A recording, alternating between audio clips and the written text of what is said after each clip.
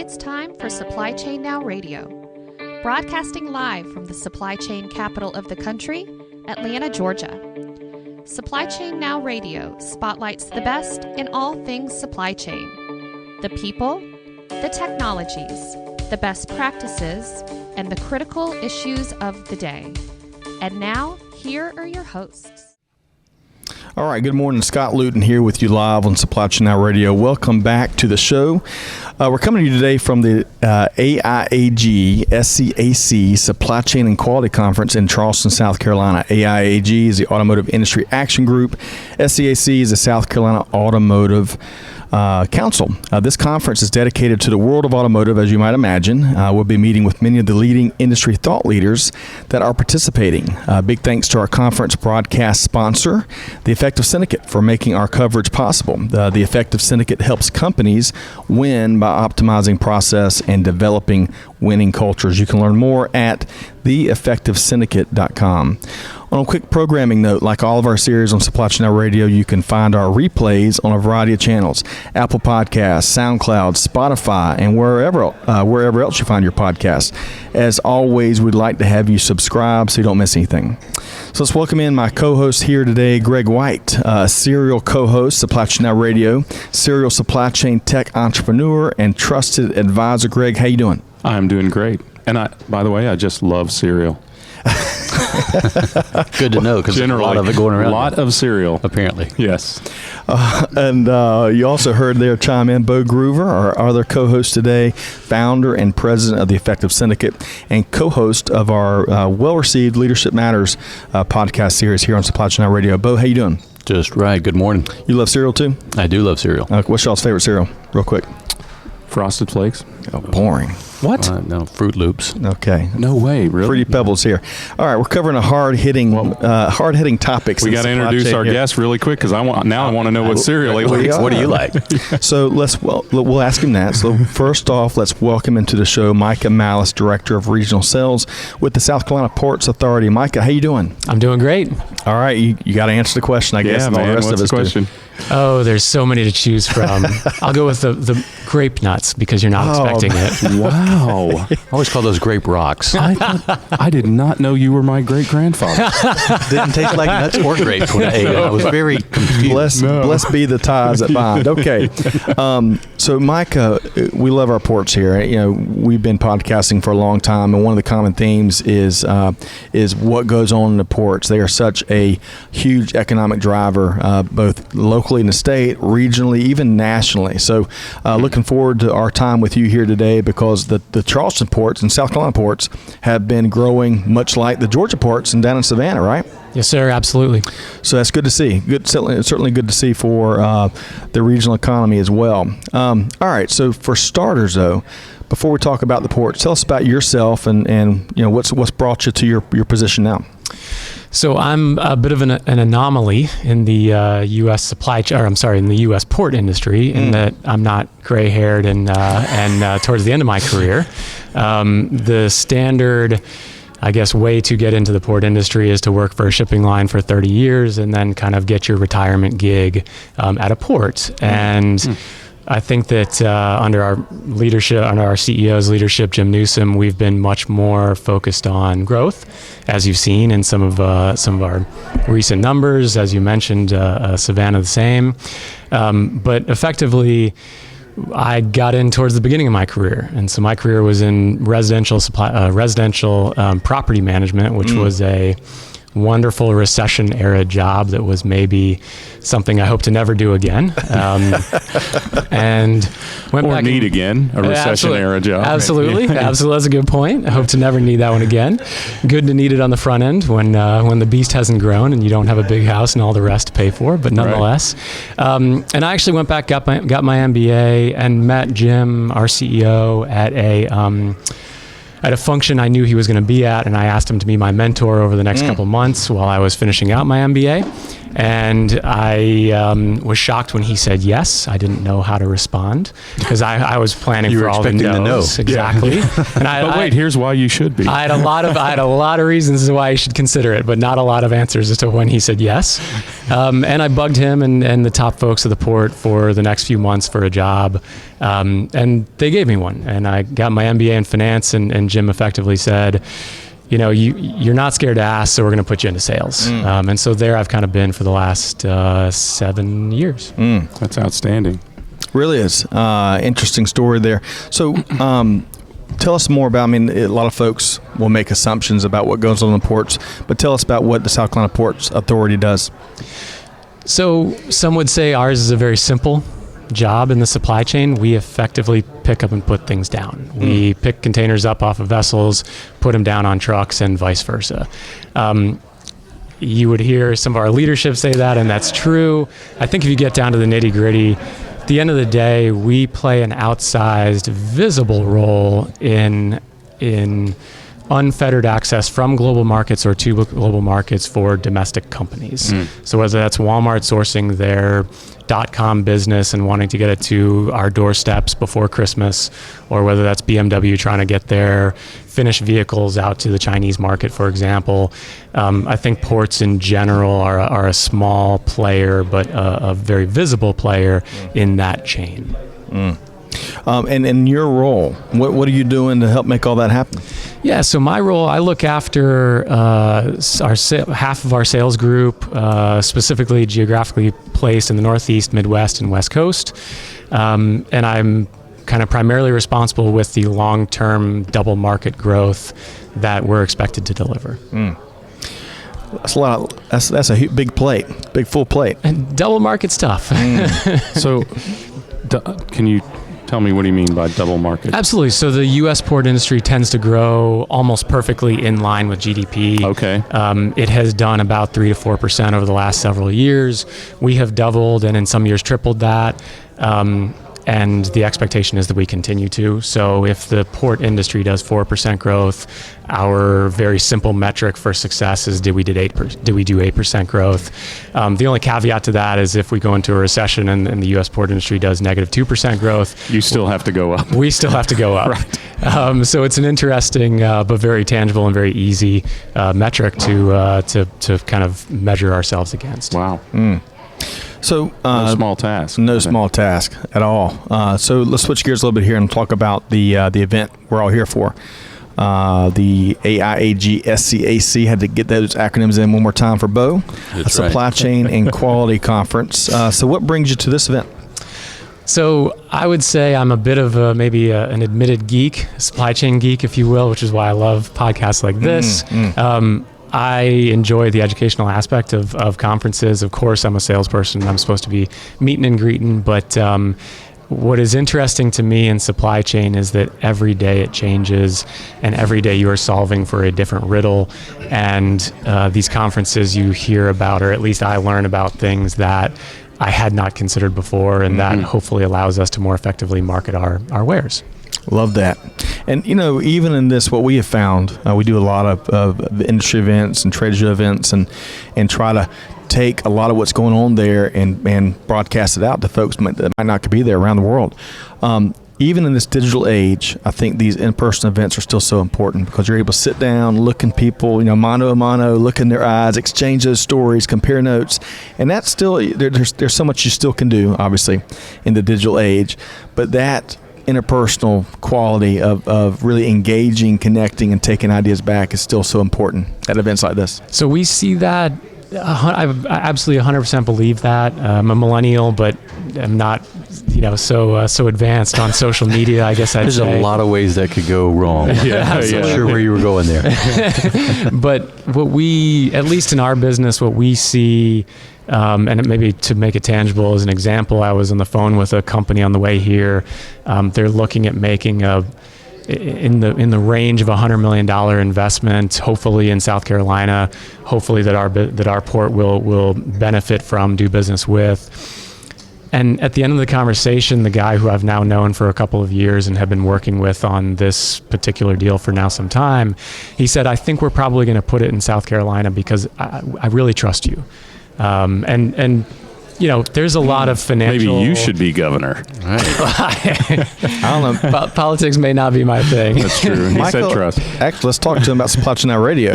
You know what I mean? That kind of There you go. get it done. I love that. But I'm sorry. Go ahead.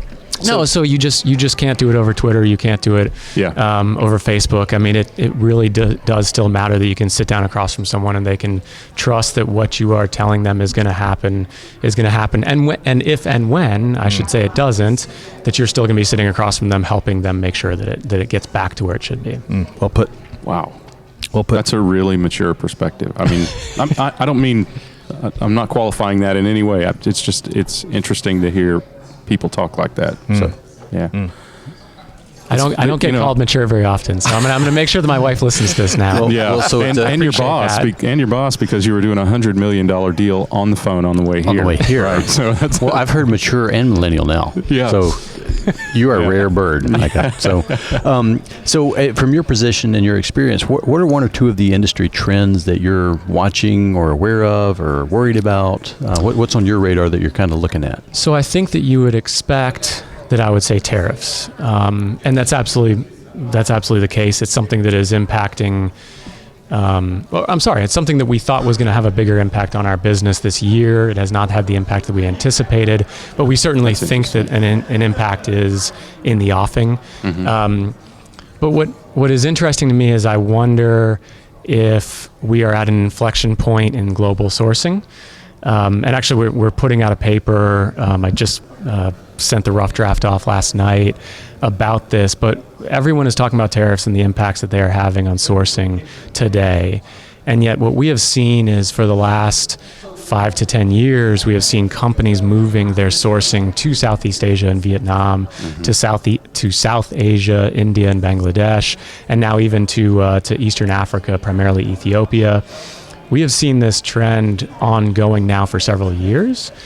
And what's interesting is the companies that were considering it or had not yet looked into it, but it was on their to-do list, they are now kind of getting a kick in the butt because of tariffs to look at.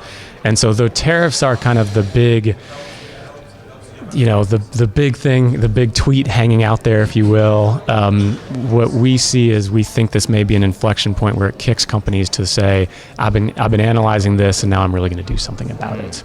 And that's predicated on labor rates in China. That has nothing to do with tariffs. Now tariffs are maybe accelerating the trend, I'd say. So it's something that we're really watching. Okay. So we're talking here with Micah Mallace, Director of Regional Sales with the South Carolina Ports Authority.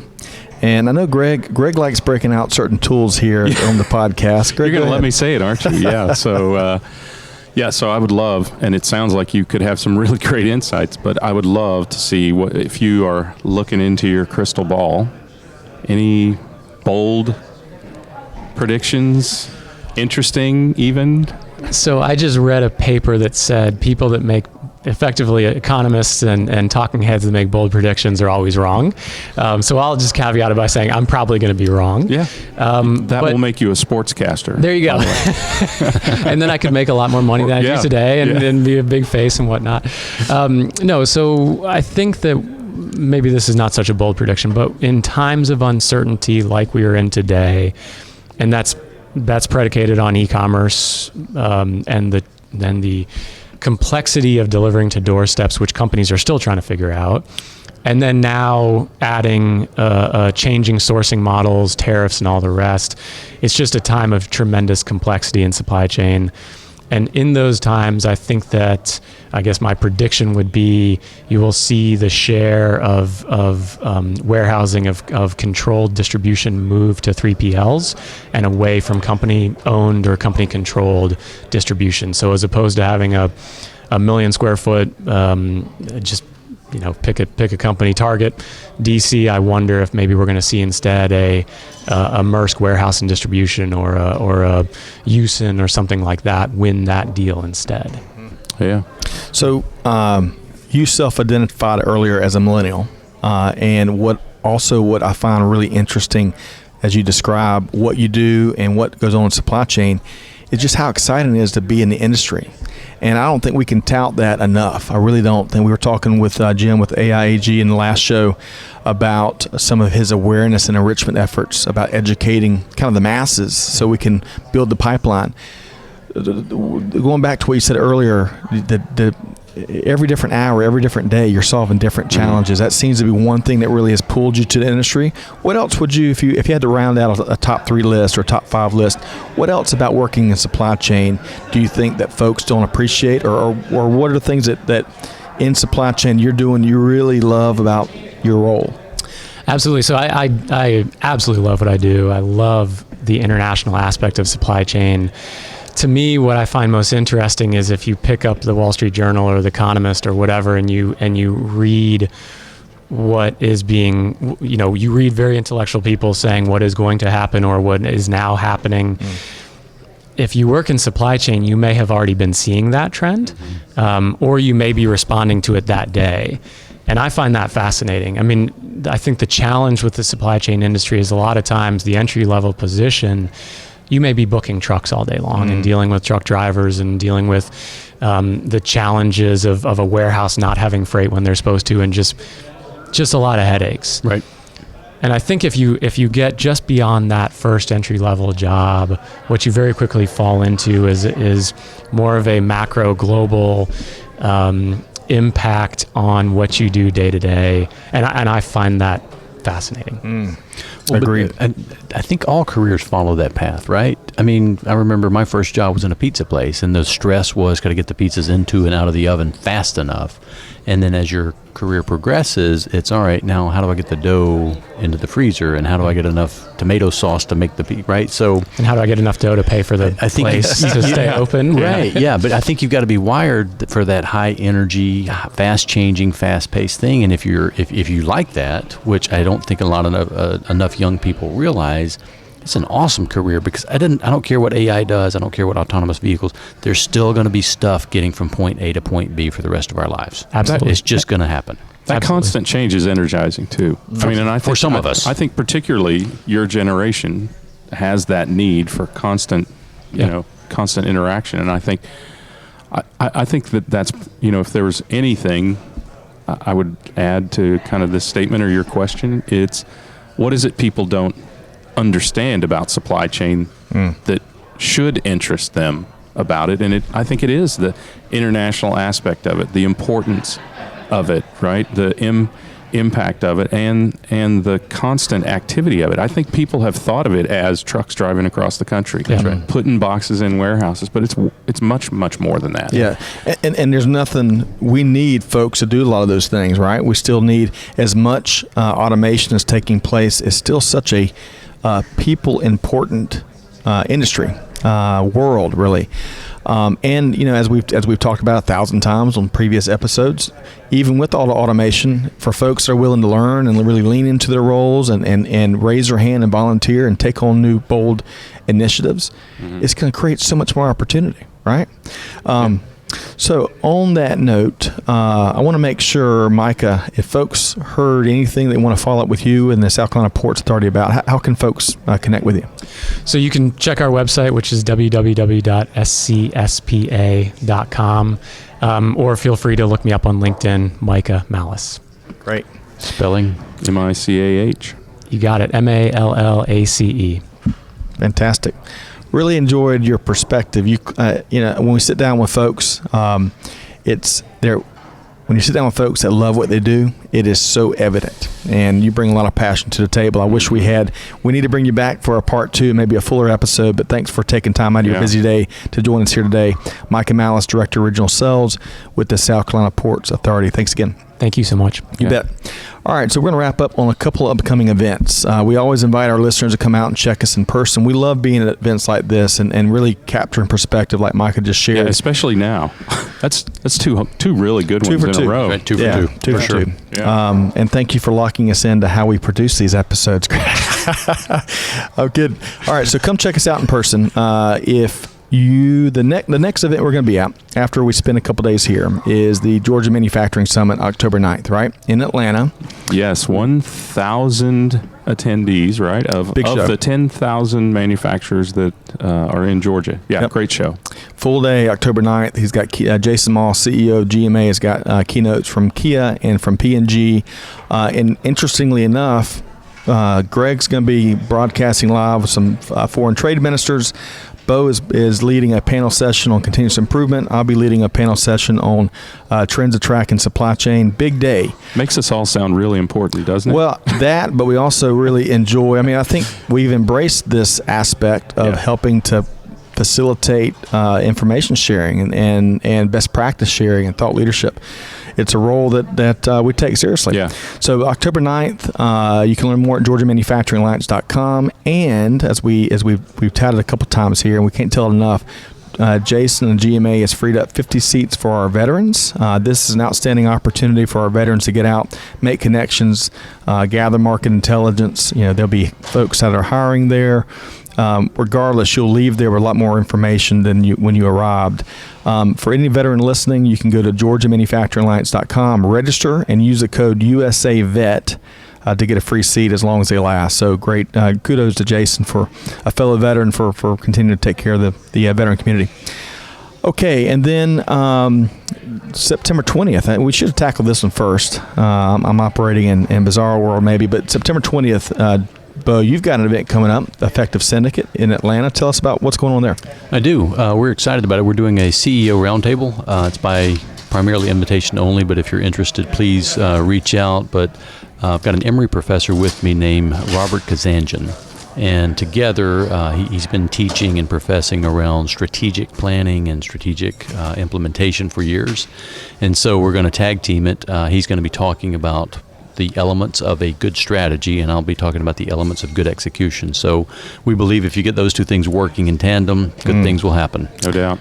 Good things definitely will happen. And if you're interested in that session, if you're a senior leader of an organization, it's a pretty small, intimate roundtable type event, but you can shoot us a note, connect at supplychainnowradio.com, and we'll get you more information there. In fact, that holds true with anything you heard. If you can't find what you're looking for, shoot us a note, and we'll try to serve as a resource for you. And then one final event to touch on, Greg, at least in detail, is what's going on in Austin, Texas in November. Yeah, so November 7th and 8th, we're at the EFT Global Logistics CIO Summit. So we are going to keep it weird, Austin, and keep Austin weird. Sorry, I always get that in the Portland one confused. But yeah, same thing. 300 executives and service providers and technologists all converging in Austin for great food, music, and information sharing on supply chain. So it's going to be a really interesting show. I'm looking forward to it. We've met with Nick Castigliano and Asif Nakvid from EFT. Had a great conversation with them the other day. We're going to have another one with them here pretty shortly. And their view and analysis on the marketplace is very impressive. What they know is impressive. And what they get people to share at this show is very much worthwhile. Well, they've got their finger on the pulse and what's going on in the global supply chain. They do events globally, and this is our second partnered event with them, and we've enjoyed it as much as they have, I believe, because it gets back to, we're helping to disseminate that thought leadership and market intel. Okay, that's November 7th and 8th. You can learn more about those events on the events tab at Supply Chain Now Radio. In 2020, we're going to be at the Reverse Logistics Association Conference and Expo in Vegas, and of course, Modex 2020 is going to be back in Atlanta. We're broadcasting live all 4 days, as well as Modex is hosting our 2020 Atlanta Supply Chain Awards, which we're excited about. Micah, you'll be at Modex, right? If not yet, we're gonna get you recruited in. I guess I need to sign up. Well, you know what? On that note, free. It's free. 35,000. It's one of the largest supply chain trade shows in North America. 35,000 people. ModexShow.com is where you can go, and we're excited about our partnership we have there. Yeah. Okay, great conversation today. Appreciate Micah Mallace, Bo Groover, the Effective Syndicate, Greg White with Supply Chain Now Radio.